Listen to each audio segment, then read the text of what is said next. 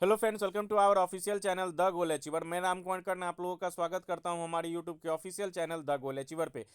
जी हाँ friends, यूआईआईसी assistant का exam समाप्त हो चुका और मेरा शिफ्ट लास्ट शिफ्ट में था। रिपोर्टिंग टाइम 3:30 बजे से थी। और आज मैं आप लोगों के लिए एक शॉर्ट सेल्फ गिवन एनालिसिस लेके आया हूँ ताकि आपको एक अंदाज़ा लग जाए कि एओ का पेपर किस लेवल का आने वाला है। अगर मैं असिस्टेंट की एग्ज़ाम लेवल की बात करूँ, सबसे पहले देखिए, एक्चुअली मैं कट ऑफ की बात नहीं करूँगा क्योंकि नंबर ऑफ़ वैकेंसीज बहुत कम है, ना के बराबर वैकेंसीज हैं हर एक स्टेट में। तो यहाँ पे कट ऑफ क्या जाएगी वो तो अनप्रिडिक्टेबल रहने वाला है। अगर मैं एग्जाम लेवल की बात करूँ तो exam level easy to moderate था। मॉडरेट इसलिए बन गया क्योंकि जनरल अवेयरनेस का सेक्शन जो था वो बहुत टफ था। एक्चुअली स्टेटिक बेस्ड क्वेश्चन काफ़ी आए थे, स्टेटमेंट बेस्ड क्वेश्चन काफ़ी आए थे, एक दो क्वेश्चन तो 2022 से रिलेटेड भी देखने को मिले। तो कहीं ना कहीं टफर साइड में जो अगर आप बोलोगे तो सबसे जनरल अवेयरनेस देखने को मिला। सबसे पहले अगर मैं बात करूँ सेक्शन वाइज बात करूँ, रीजनिंग की अगर मैं बात करूँ तो रीजनिंग इजी टू मॉडरेट तो नहीं बोलूँगे, इजी था, डुएबल था। आसानी से 35+ कर सकते थे, बहुत लोगों ने 40 आउट ऑफ 40 भी किया होगा।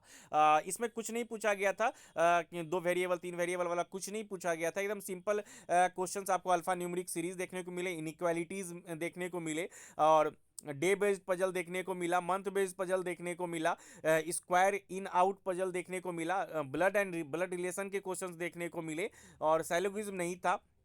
वर्ड फॉर्मेशन के देखने को मिले, आपको कोडिंग डिकोडिंग के क्वेश्चन देखने को मिले, अल्फा न्यूमेरिक सीरीज देखने को मिला। तो कहीं ना कहीं इजीली आप रीजनिंग सेक्शन में बहुत अच्छे से अटेम्प्ट कर सकते थे विथ 100% एक्यूरेसी।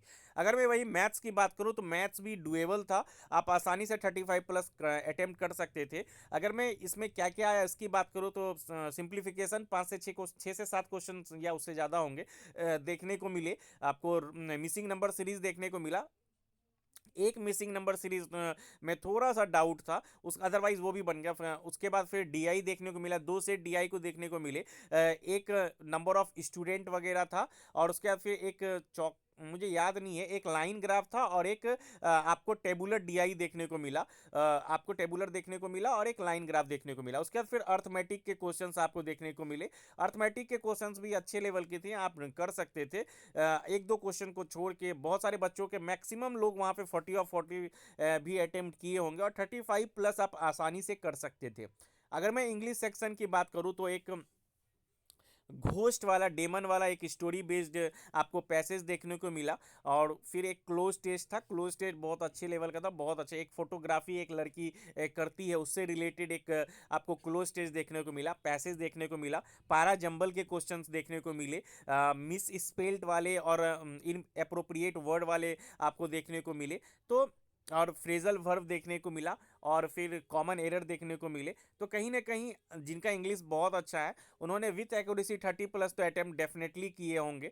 और फिर कंप्यूटर की अगर मैं बात करूँ तो कंप्यूटर का सेक्शंस अगर मैं बात करूँ तो इजी टू मॉडरेट साइड में था। बहुत सारे क्वेश्चन थोड़ा सा कंफ्यूजिंग थे, अदरवाइज उसमें भी आप अच्छे से अटेम्प्ट कर सकते हो, वो भी डुएबल था। एक्चुअली क्या है कि कंप्यूटर और जनरल अवेयरनेस में एक्यूरेसी मैटर्स करती है। आप मैथ रीजनिंग में तो बनाओगे तो वो आपको ऑप्शन मैच करेगा, लेकिन यहाँ पे एक्यूरेसी थोड़ा सा आपको मैटर करती है। तो कंप्यूटर भी इजी टू मॉडरेट साइड में थी, लेकिन general awareness moderate to difficult side में मैं रखूँगा, क्योंकि यहाँ पे ना स्टेटमेंट बेस्ड जो ट्रेंड एक पिछले ईयर से स्टार्ट हुआ है आईबीपीएस के द्वारा, ये क्या करेंगे, all of the above, none of the above, इस तरह के जो स्टेटमेंट है आपको ग्रामीण bank PO, RRB PO, RRB clerk में भी देखने को मिला, डेफिनेटली जो भी एग्जाम्स में सब में देखने को मिला। तो ये ट्रेंड इन्होंने बरकरार रखा, और स्टैटिक पोर्शन काफ़ी देखने को मिले। जनवरी के क्वेश्चन भी देखने को मिले, दिसंबर के भी क्वेश्चन देखने को मिले, स्टैटिक साइड भी था। और एक यूआईएससी का पेडअप कैपिटल वाला भी क्वेश्चन मुझे याद है, वो भी देखने को मिला, और स्टेटमेंट बेस्ड क्वेश्चन थे। तो जनरल अवेयरनेस सेक्शन बहुत टफर साइड में था। अब इसमें लोगों के ये बहुत ही एक्यूरेसी गेम चेंजर आप मान सकते हो, क्योंकि मैथ रीजनिंग सभी ने बनाए होंगे। गेम चेंजर अगर आप, जिनका इंग्लिश बहुत अच्छा होगा वो इंग्लिश में भी अच्छे स्कोर कर सकते हैं। कहीं ना कहीं गेम चेंजर की अगर मैं बात करूं तो कंप्यूटर और जनरल अवेयरनेस जो है वो डिसाइडिंग होगा, कि वो डिसाइड करेगा कि आपका सिलेक्शन होगा या नहीं। एक्चुअली क्या है कि नंबर ऑफ पोस्ट इतने कम है कि प्रोबेबिलिटी चांसेस जो है ना वहाँ पे बहुत कम हो जाते हैं। अब देखने वाली बात है कि हर स्टेट वाइज इसकी जो कट ऑफ है वो क्या रह सकती है। तो और मैं जनरलाइज फॉर्म में अगर मैं बात करूं कि यूआईआईसी एओ का जो लेवल क्या होगा, तो आप ग्रामीण बैंक पीओ लेवल का पूछ मान सकते हो। वहाँ पे डबल वेरिएबल आपको क्वेश्चंस देखने को मिलेंगे। मतलब अब रीजन बिहाइंड अगर आप मानो तो वहाँ पे कंप्यूटर के सेक्शन के नंबर, आपको जो नंबर ऑफ क्वेश्चन है वहाँ कम कर दिए गए हैं, और यहाँ पे मार्क्स यहाँ पे ज़्यादा मैथ और रीजनिंग में ऐड ऑन किया गया, तो मैथ रीजनिंग अच्छे लेवल का आपको देखने को मिल सकता है। और वहाँ पे आपको इंग्लिश भी है, और जनरल अवेयरनेस के लिए आपको ध्यान में रखना है कि स्टैटिक पोर्शन काफ़ी पूछे जाएंगे और काफ़ी डीपली पढ़ना पड़ेगा, क्योंकि स्टेटमेंट बेस्ड क्वेश्चंस में काफ़ी डीपली नॉलेज रखना बहुत ज़रूरी है। कोई भी योजना वगैरह आती है उससे रिलेटेड।